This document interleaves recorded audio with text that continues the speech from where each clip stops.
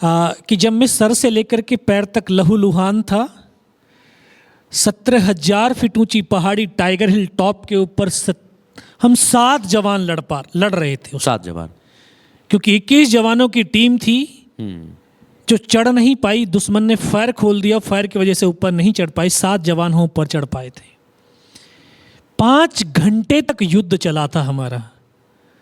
आप सोचिए, सामने 50 पाकिस्तानी जवान, हम केवल 7, लेकिन बेखौफ सीना तान करके ये 7 जवान 5 घंटे तक लड़ते रहे।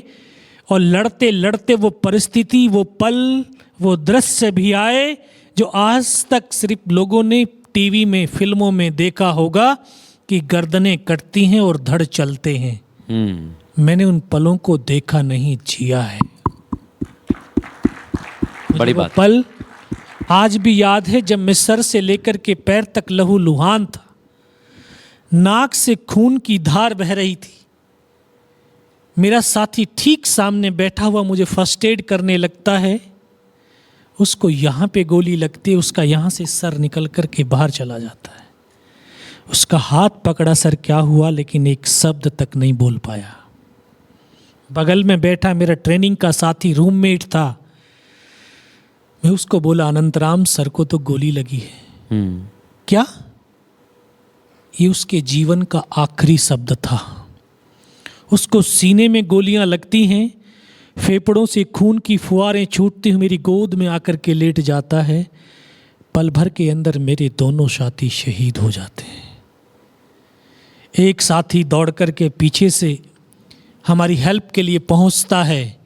जैसे वो नज़दीक आया, तभी वहाँ पर पाकिस्तानी आर्टिलरी का एक बम गिरता है।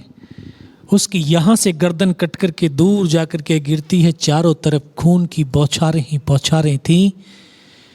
मैं पड़ा हुआ देख रहा था। उस धड़ पर सर नहीं था, लेकिन हाथों से बंदूक नहीं छूटी थी, और वो धड़ 2 कदम तक चला, फिर जमीन पर गिर गया। एक और साथी आगे बढ़ा, एक और बम वहाँ पर गिरता है। उसके दोनों हाथ, दोनों पैर कट कर के जमीन पर गिर जाते हैं।